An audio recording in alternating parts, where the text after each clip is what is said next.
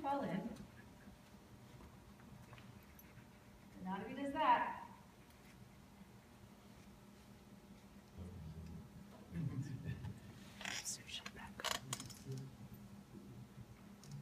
He's so sweet. He goes, more, thank you. Easy, easy, easy. Wait, I'm not quite ready to give you back, but I'm gonna in a minute. Don't worry.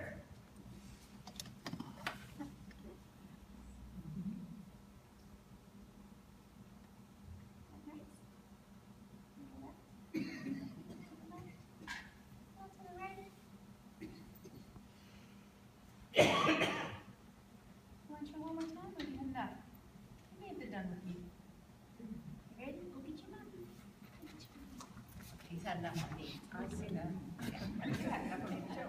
No, actually, I have a good time with him because he has moments of brilliance. And anytime I see that in a dog, it makes me want to work. Yeah, I think though we pushed beyond his. With me, I think you can still do it. But I think with me, the combination of your new person.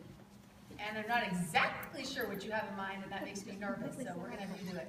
I want you to do the same thing I was doing, but go ahead and just start walking forward, really quiet and calm. He's watching you if he's not back up. We're going to stay really calm and quiet. Stop, back up. Good. Now go forward when he's paying attention. Just wait a minute.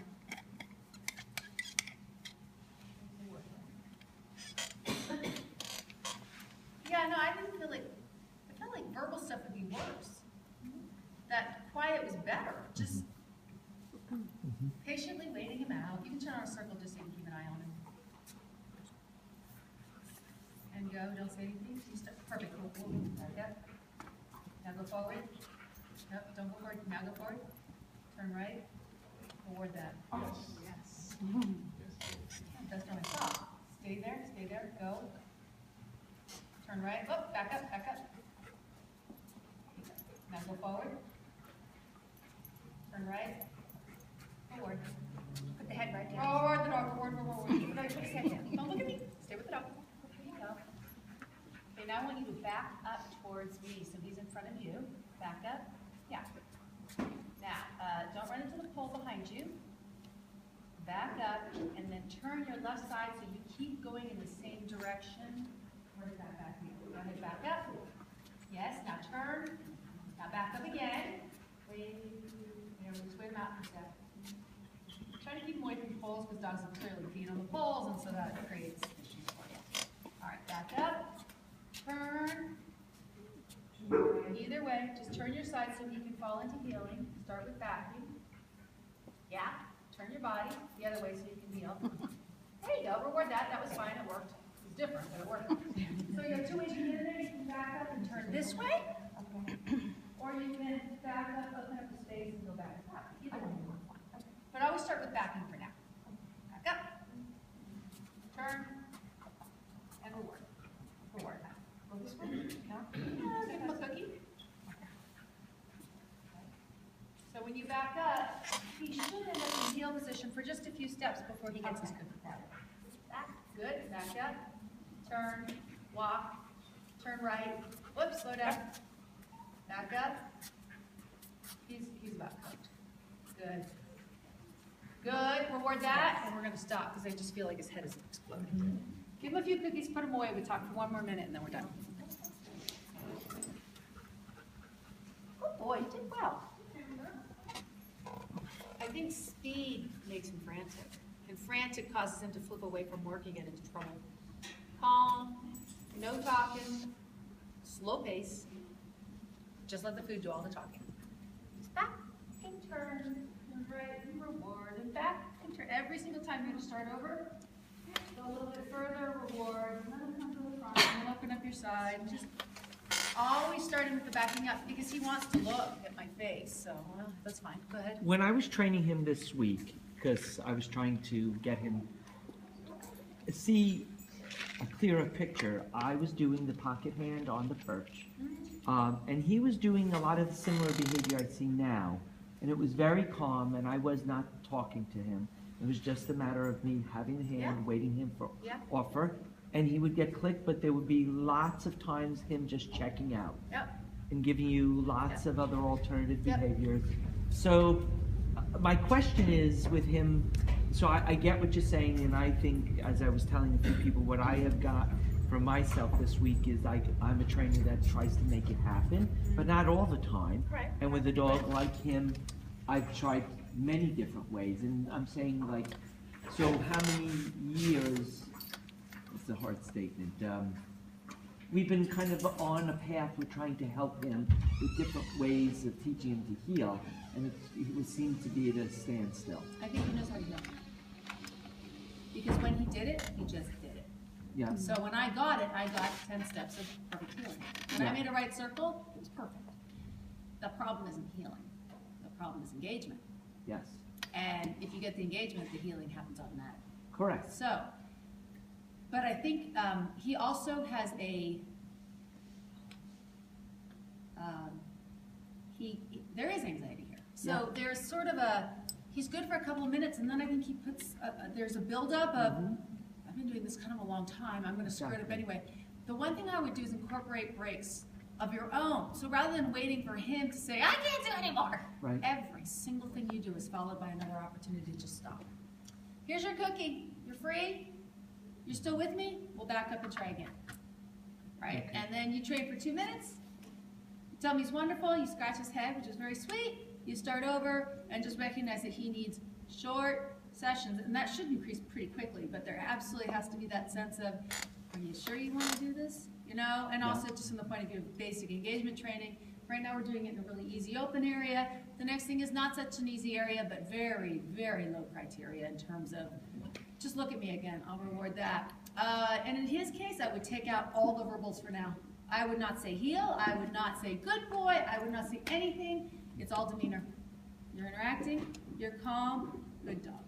Scratch his head, pat his head, everything's fine here. Let's try again. So, you know, Sue, does that sound familiar? This about what she's doing? geez, that's... No, about I've been, unfortunately, because of his late, and this is not a confrontation to her, she gets anxious, Sue, because she's afraid what he may do. I understand, sure. So then she ramps up also, and so I've tried to tell her that, you know, he's the type of dog you have to be very calm and just, and that's hard, right? Well, it'll get easier when you see what he's capable of. Right. The thing to remember is that's not something you do in public. That's what you do at home when everything is good and everything is calm and quiet, and you don't make anything happen. With him, it's the opposite. You allow things to happen when he's ready. You wait till he gives to you. He's a dog who will do very well with relationships. See, he does want to have a relationship. Yeah. He's just not sure how to do it. Right. But, man, when I just started to pet him, his little face just kind of went, all right, this is working. It was a nice, like, everything was okay. And he wanted that, because he was watching me. Most dogs that I don't know, when you start that, they'll, you know, like they want to interact in a different way. But he was like, okay, so everything's good, right? Everything's good. So I think if you just get him on your team, the work will come out. It just seems that healing is not one of the things that he likes, because he does love everything else. So maybe if it means that, as you were saying, it is what it is, and you work with, as you were saying, some of these things trying to get it better, but he just might not be, you know. Well, we'll see. I mean, he does like the eye contact. He did like the connection, and that's, I think, one of the things that makes dogs that like to heal.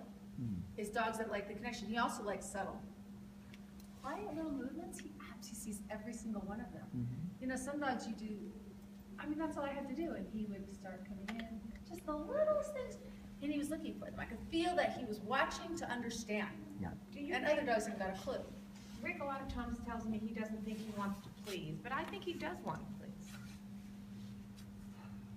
Well, I think sometimes if you want to please too much, you protect yourself by not wanting to please at all. Does that make any sense at all?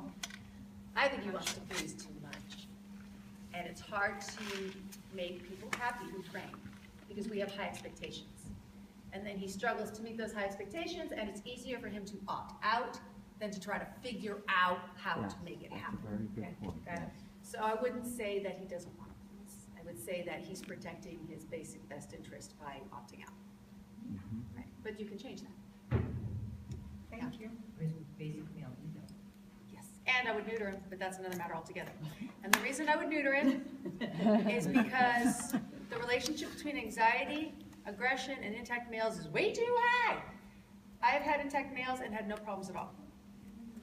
I have worked with dogs all over the spectrum of intact, no problem, intact, basket case, and I'm thinking about a golden retriever right now. Not like yours, but different, but a soft dog. So she didn't want to neuter him because she was afraid it would make him even more fearful and all that.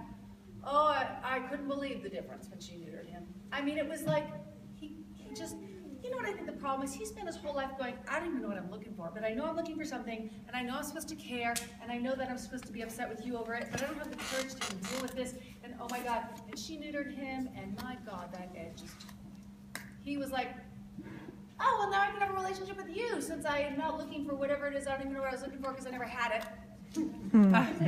But it changed him dramatically. I had another dog. I bred the dog. I produced the dog, made the dog, right? When the dog was 18 months old, she went to a dog park in San Diego, and there was an intact female. In season, bang, bred that dog at the dog park. Yeah, like, good idea, right? Let's bring our females in season who are ready to breed to the dog. But anyway. He was never the same after that. He was fine until that happened. And then he spent the next 7 years of his life thinking it happened once. It's going to happen. Now let me in public, and it might happen again. It was a huge problem. She got a CD on him. She had problems with aggression at the dog show. He couldn't, his eyes were always looking. He was looking for who was out there. And it's not that he wanted trouble, but he sure was going back down from trouble. And if he thought there was an intact female there, it was a problem. Could not show him at all breed shows. He would come out of the car like this all the time. And just, you know, all that whole thing. And then if a girl had been around me, he's drooling all over me. And it was just, oh my God. And he was so ramped up all the time. She knew, 7 years old, she neutered him. And I thought, at this point, it's not going to help. All right, habit. Took a while, but after 2 months or so, I started to notice that there was an extra edge there. She got her CDX after that.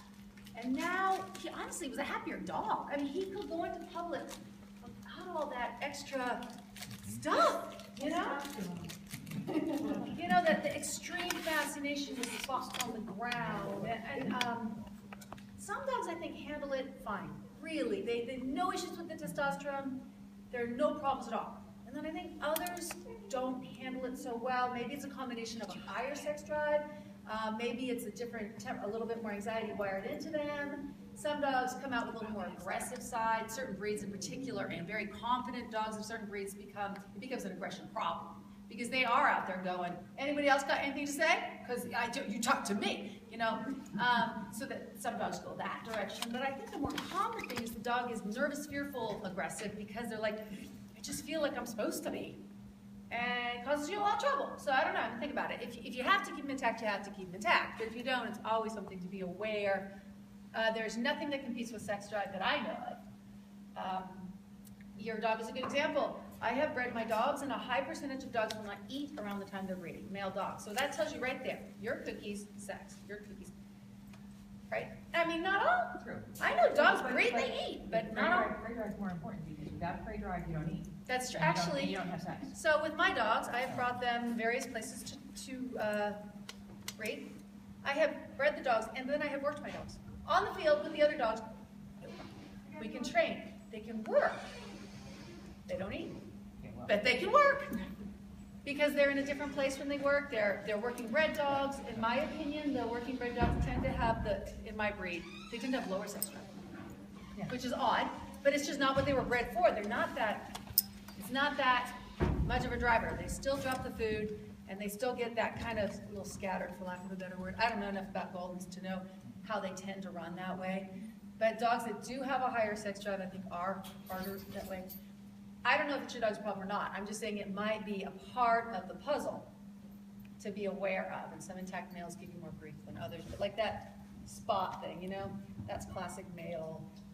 And then they come up and chattering out. It's just classic. Do you have any questions about anything? You good? Thank you. Go home and work your dog.